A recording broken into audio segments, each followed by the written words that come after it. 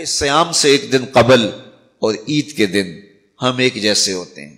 جہاں ہم رمضان سے ایک دن پہلے کھڑے تھے، عید کے دن بھی ہم وہیں کھڑے ہوتے ہیں.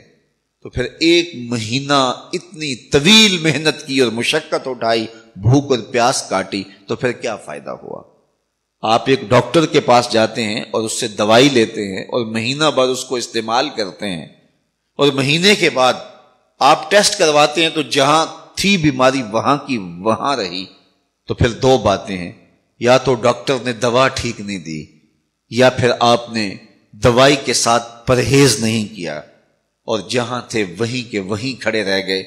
تو ڈاکٹر کے پاس دوبارہ جائیں گے تو وہ کہے گا جناب اس بیماری سے نجات تو ایک مہینے کے کورس سے ہو جاتا تھا، تو آپ کو آرام کیوں نہیں آیا؟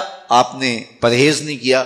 تو آپ اس کو کہیں کہ جناب ہم دوبارہ مجھے ایک کورس اور کروا دیں، لیکن پرہیز میں نے پھر بھی نہیں کرنا. تو ڈاکٹر کہے گا کہ نہیں جناب چھٹی کرو. اگر دوائی لینی ہے تو اس کے ساتھ جو احتیاطی تدابیر میں بتاؤں گا ان کو اختیار کرنا ہوگا. لیکن اگر کوئی شخص پھر دوسرا مہینہ کھاتا ہے اور احتیاطی تدابیر اختیار نہیں کرتا اور پھر ڈاکٹر کے پاس جا کہتا جناب آرام نہیں آیا، تو ڈاکٹر پھر اس کو کہے چلو دوبارہ لے لو، تو وہ تیسرے مہینے بھی کھائے، چوتھے مہینے بھی کھائے، ساری زندگی بھی کھاتا رہے، احتیاطی تدابیر نہیں کرے گا تو جہاں صحت تھی وہیں کی وہیں رہے گی. ماہ سیام آیا، پورا مہینہ دوائی لی، اور عید کے دن جب ٹیسٹ کروایا تو جہاں تھے وہیں کھڑے تھے. یا تو پھر دوائی ٹھیک نہیں ہے، میرے رب کی دوائی کس طرح ٹھیک نہیں ہو سکتی؟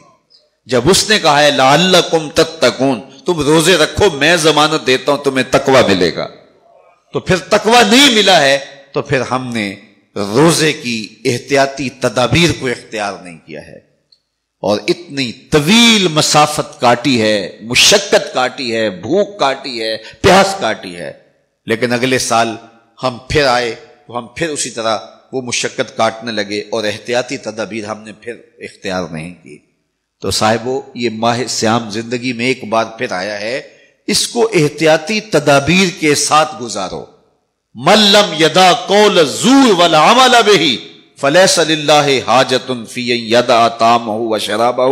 کہا جو جھوٹ اور جھوٹے امور اور کام نہیں چھوڑتا اس کے بھوکا اور پیاسا رہنے کی کوئی ضرورت رب کو نہیں ہے. وہ روزے کے ذریعے سے تمہاری تہذیب نفس کرنا چاہتا ہے، تمہارے من کو سنوارنا چاہتا ہے، تمہارے اندر کی غلاظتیں دور کرنا چاہتا ہے، لیکن تم اس کو احتیاطی تدابیر کے ساتھ لینے کے لیے آمادہ نہیں ہو. تو کاٹتے رہو، ہر سال مشقت کاٹتے رہو. 40 سال 45 سال 50 سال ہو گئے روزے رکھتے. ہر سال یہ ہوتا ہے کہ 29 شعبان کو جہاں کھڑے ہوتے ہیں 1 شوال کو بھی وہی کھڑے ہوتے ہیں. تو پھر کیا فائدہ اتنی مشقت اٹھانے کا؟ تو ماہ سیام زندگی میں ہمیں ایک بار ملا ہے، ایک بار ذرا اس کو احتیاطی تدابیر کے ساتھ گزار کے دیکھیے تو آپ دیکھیں گے کہ یہ روزہ کس طرح من کے اندر روشنیاں ڈال دیتا ہے اور کس قدر تقوی کا نور نصیب ہوتا ہے. تو زندگی میں اس ماہ نور، ماہ سیام رمضان المبارک کو پوری احتیاط کے ساتھ، پورے حزم کے ساتھ، اور جو بتائے گئے اصول و ضوابط ہے ان کے ساتھ گزاریے. آنکھوں پہ بھی پہرا بٹھائیے، خیالوں پہ بھی پہرا بٹھائیے، سوچوں کو بھی آوارہ نہ ہونے دیجیے، رزق بھی پاک لیجیے، اور زبان پر بھی کوئی ایسا جملہ نہ آنے پائے جو رب کی ناراضگی کا سبب ہو. خیال بھی نہ بھٹکے، نظر بھی نہ بہکے، اور ایک ایک عمل زندگی کا خوبصورت ہو، منظم ہو، مرتب ہو. اور ادھر 30 روزوں کی بھوک ہو، اور پھر نتیجہ کیا ہوگا؟ میرے رب نے وعدہ دیا ہے لعلکم تتقون، تمہیں تقوی کا نور نصیب ہو جائے گا. تمہاری زندگی ایک عجیب کیفیت میں ڈھل جائے گی اگر تم روزے کو اس کی حقیقت کے ساتھ گزارو گے.